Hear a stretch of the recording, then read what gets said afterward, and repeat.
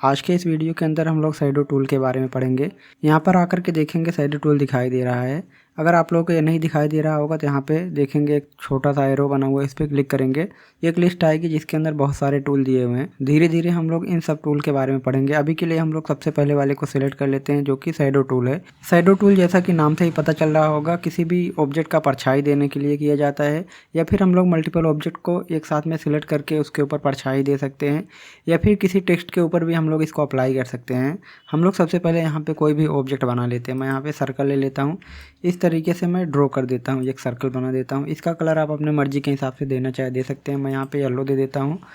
इसके बाद यहाँ पे हम लोग जा करके इसके लाइन को हटा देते हैं। यहाँ पे क्लिक करेंगे, नन पे क्लिक कर देंगे, इसका लाइन हट जाएगा। उसके बाद शैडो वाले पे आकर के क्लिक करेंगे। इस तरीके से क्लिक करके टूल को सिलेक्ट कर लेंगे और यहाँ पे आकर के ऑब्जेक्ट के ऊपर क्लिक करके ड्रैग करेंगे। क्लिक करके ड्रैग करेंगे, देख रहे होंगे इस तरीके से एक दिखाई दे रहा है। ऑब्जेक्ट के शेप के जैसा ही बाहर की साइड दिखाई दे रहा है। हम लोग को जिस तरीके से बनाना है, हम लोग माउस के बटन को रिलीज करेंगे, देखेंगे इस तरीके का शैडो बन के रेडी हो गया। इसको आप लोग यहाँ से कंट्रोल कर सकते हैं। मैं यहाँ पे थोड़ा सा बड़ा कर लेता हूँ।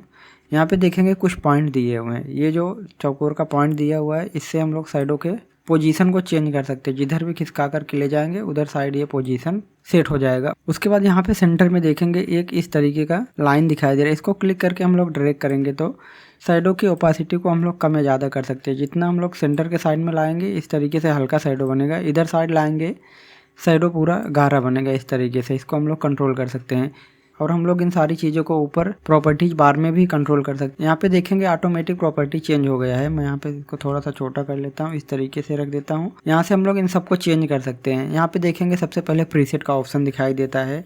इसको हम लोग बाद में देखते हैं, पहले हम लोग इसके ऑप्शन को देख लेते हैं। उसके बाद यहाँ पे आकर के देखेंगे दो बटन दिया हुआ। पहला वाला है बाहर के साइड शैडो के लिए, दूसरा वाला इनर साइड के लिए। अगर हम लोग इनर वाले पे क्लिक कर देंगे इस तरीके से अंदर के साइड शैडो बन रहा है। यहाँ से हम लोग इसको कंट्रोल कर सकते हैं। जिधर भी शैडो चाहिए, अगर हम लोग को बाहर चाहिए तो हम लोग पहले वाले पे क्लिक करेंगे, अंदर के साइड शैडो चाहिए तो दूसरे वाले को सिलेक्ट करेंगे। अभी के लिए मैं यहाँ पे बाहर वाले को सिलेक्ट कर लेता हूँ। इसके बाद यहाँ पे कलर के लिए दिया हुआ है। हम लोग यहाँ से शैडो का कलर अपने मर्जी के हिसाब से चेंज कर सकते हैं। अगर हमें दूसरे कलर का शैडो करना होगा इस तरीके से यहाँ से चेंज कर सकते हैं। उसके बाद यहाँ पे देखेंगे ये ब्लेंडिंग मोड जैसा है। अगर हम लोग यहाँ से चेंज करेंगे तो उस तरीके से अप्लाई होगा। अगर हम लोग स्क्रीन कर देंगे तो इस तरीके से होगा। अलग अलग ब्लेंडिंग मोड आप लोग यहाँ से अप्लाई कर सकते हैं। अभी के लिए मैं यहाँ पे नॉर्मल कर देता हूँ। उसके बाद यहाँ पे देखेंगे शैडो की ओपासिटी है। जो हम लोग यहाँ पे क्लिक करके ड्रैग करते थे, ओपासिटी को कम और ज़्यादा करते थे, वही काम हम लोग यहाँ पे कर सकते हैं। यहाँ पे देखेंगे जितना भी हम लोग कम या ज़्यादा कर रहे हैं तो ऊपर नंबर बढ़ता और घटता दिखाई दे रहा है। हम लोग यहाँ से वैल्यू को लिख करके दे सकते हैं, या फिर यहाँ पे क्लिक करेंगे तो इस तरीके से स्लाइडर आएगा। इसको हम लोग यहाँ से कंट्रोल कर सकते हैं। उसके बाद यहाँ पे ब्लर के लिए है। हम लोग इसको जितना ज़्यादा बढ़ा देंगे इस तरीके से देखेंगे ब्लर जैसा दिखाई दे रहा है। अगर हम लोग इसको शार्प करना चाहते तो इधर साइड खिसका देंगे, इसको 1 पे कर देंगे तो इस तरीके से शार्प दिखाई देगा।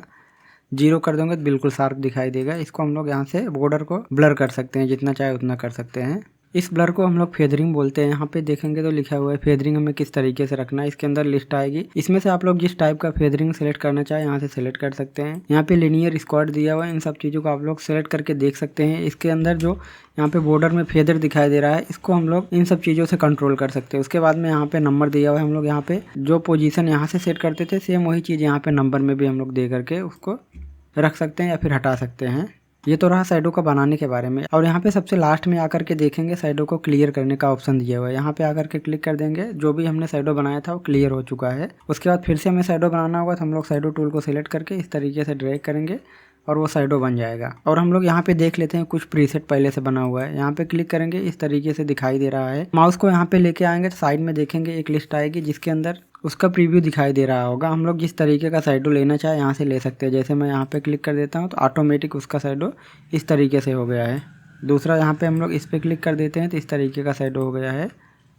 इस तरीके का शैडो चाहिए हम लोग इस तरीके का शैडो बना सकते हैं। यहाँ पे पहले से बने बनाए प्रीसेट बने हुए हैं। यहाँ पे खुद का आप लोग प्रीसेट बना करके भी सेव कर सकते हैं। जैसे मैं यहाँ पे दिखाता हूँ, यहाँ से मैं कोई भी सेलेक्ट कर लेता हूँ। उसके बाद यहाँ पे मैं इस तरीके से शैडो बना करके रख देता हूँ। ये हमने इस तरीके से बनाया है। हम लोग यहाँ पे इसके ब्लर को भी कंट्रोल कर सकते हैं। ओपासिटी को जितना कम ज़्यादा करना चाहे ज़्यादा कर सकते हैं। जैसे मैं यहाँ पे इतना रख लेता हूँ। उसके बाद यहाँ पे प्लस पे क्लिक करेंगे। प्लस पे क्लिक करेंगे तो यहाँ पे हमें प्रीसेट को सेव करने के लिए बोलेगा। हम लोग यहाँ पे प्रीसेट का नाम दे करके सेव कर सकते हैं। मैं यहाँ पे TT दे देता हूँ, सेव करता हूँ। उसके बाद यहाँ पे आकर के देखेंगे तो TT लिखा हुआ दिखाई दे रहा है। किसी भी दूसरे ऑब्जेक्ट के ऊपर हम लोग डायरेक्ट इस वाले साइडों को अप्लाई कर सकते हैं। जैसे मैं यहाँ पे इस तरीके से एक ऑब्जेक्ट बना देता हूँ, इसका कलर ये कर देता हूँ।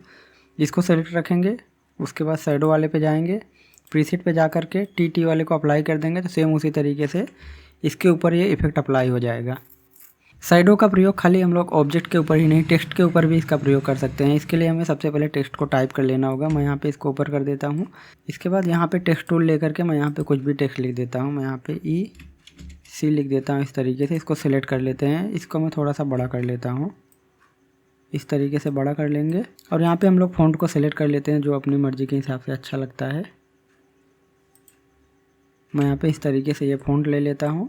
उसके बाद इस वाले पे चले जाएंगे, क्लिक करेंगे और यहाँ पे क्लिक करके इस तरीके से ड्रैग करेंगे। देख रहे होंगे इसका प्रीव्यू दिखाई दे रहा है। हम लोग इस तरीके से छोड़ देंगे। यहाँ पे मैं ब्लर वाले को 2 कर देता हूँ, इसको 50 रहने देता हूँ। इस तरीके से देख रहे होंगे साइडों बन के तैयार हो चुका है। आप लोग टेक्स्ट का कलर अपनी मर्ज़ी के हिसाब से कभी भी चेंज कर सकते हैं। जो भी कलर रखना चाहें यहाँ से रख सकते हैं। साइडों का कलर भी आप लोग चेंज कर सकते हैं। यहाँ पे क्लिक करके साइडों का कलर भी चेंज कर सकते हैं। इसके अलावा आप लोग लिखे हुए टेक्स्ट के अंदर एडिटिंग भी कर सकते हैं। जैसे हमने यहाँ पे ये लिखा हुआ है, टेक्स्ट टूल लेंगे, फिर से यहाँ पे आकर के क्लिक कर देंगे। उसके बाद जो भी चीज़ें हमें यहाँ पे लिखना होगा हम लोग और लिख सकते हैं या फिर डिलीट कर सकते हैं। जैसे मैं यहाँ पे लिख देता हूँ कुछ और लिख करके, जैसे सिलेक्शन टूल लेंगे ऑटोमेटिक वो साइडों बन के तैयार हो जाएगा सेम उसी तरीके से। इसके अलावा इसके ऊपर प्रीसेट को भी अप्लाई कर सकते हैं। इसको सेलेक्ट करेंगे और यहाँ पे जाएंगे, पहले से बने हुए प्रीसेट को अप्लाई कर सकते हैं। इस तरीके से 3D लुक में दिखाई दे रहा है। यहाँ पे और भी प्रीसेट है, उनमें से हम लोग जिस भी टाइप का साइडो इसके ऊपर अप्लाई करना चाहे अप्लाई कर सकते हैं। आज के इस वीडियो में इतना ही, मिलते हैं नेक्स्ट वीडियो में।